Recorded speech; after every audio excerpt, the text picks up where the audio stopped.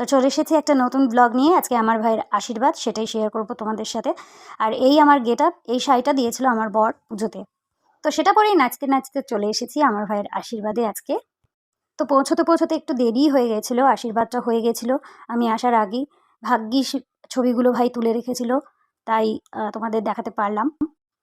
আর এদিকে আমি একটু দেখছিলাম ওর শ্বশুরবাড়ি থেকে নিয়ে আসা তত্ত্বগুলো, ঘুরে ঘুরে একটু দেখে নিচ্ছিলাম। সাধারণভাবে ঘরোয়াভাবেই অনুষ্ঠানটা করা হয়েছিল, নিজেদের কিছু আত্মীয়-স্বজন নিয়ে। আমাদের মতো মধ্যবিত্ত পরিবারে যা হয় আর কি। আর এখানে সবাই খেতে বসে পড়েছে।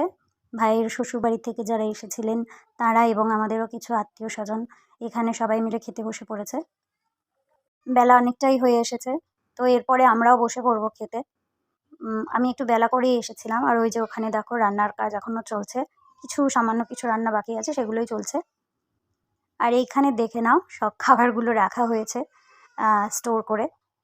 নলেন গুড়ের মিষ্টি রয়েছে, ভাত রয়েছে, মাংস রয়েছে, মাছের মাথা দিয়ে ডাল রয়েছে, মাছ রয়েছে, কাতলা মাছ, পাঁপড়, চাটনি, সবই আয়োজন বেশ ভালোই রকমের করেছিল আমার কাকা কাকিমা। তবে ঘরোয়া অনুষ্ঠান এই যা। আর এইদিকে দেখো আমার ছেলে দুষ্টুমি করে বেড়াচ্ছে দাদু দিদার সঙ্গে। আর যেটা বলতে ভুলে গেছি সেটা হচ্ছে আশীর্বাদটা কার? আশীর্বাদটা হচ্ছে এই যে আমার ভাই। মুখ ফেরা, এই যে মুখ ফিরিয়েছে আমার ভাই। ফোনে একটু ব্যস্ত ছিল, কথা বলছিল। এই ভাইয়ের আশীর্বাদ আমার সেজো কাকার ছেলে। আর এখানে আমি খেতে বসে পড়েছি, দেখো পাতা ধুয়ে নিচ্ছি, লেবু পড়ে গেছে পাতে, ভাত পড়ে গেল, চিপস পড়ে গেছে, মাছের মাথা দিয়ে ডাল। আর রান্নাটা সত্যি অসাধারণ হয়েছিল। ঘরোয়া রান্না যে এত সুন্দর হতে পারে বলার মতো না, সত্যিই আঙুল চেটে খাওয়ার মতো রান্না হয়েছিল, ভীষণ ভালো। রাঁধুনির তারিফ না করে কিন্তু পারা যাচ্ছে না, সত্যি খুব ভালো রান্না হয়েছিল। আর এখানে পড়ে গেছে বাঁধাকপির একটা তরকারি, এই তরকারিটাও খুব ভালো হয়েছিল। দেখো আমাকে কি পরিমাণ দিয়েছে, হিউজ পরিমাণে। আর এখানে বাঁধাকপির তরকারি খেতে খেতেই চলে এসেছে সর্ষে কাতলা। সর্ষে কাতলাটাও কিন্তু খুব ভালো হয়েছিল খেতে।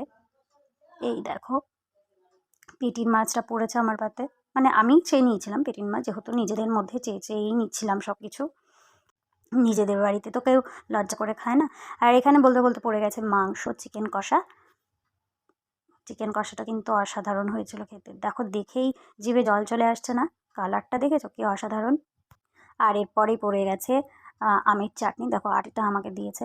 আর পাঁপড় দিয়ে আমের চাটনি খেতে আমার কিন্তু অসাধারণ লাগে। এরপরে ছিল দই, নলেন গুড়ের মিষ্টি, দুটোই ছিল অসাধারণ খেতে। আমি খেতে থাকি, আর তোমরা চ্যানেলটাকে সাবস্ক্রাইব করে দাও, আর অবশ্যই আমার পাশে থাকো। দেখা হচ্ছে পরের ভিডিওতে, টাটা।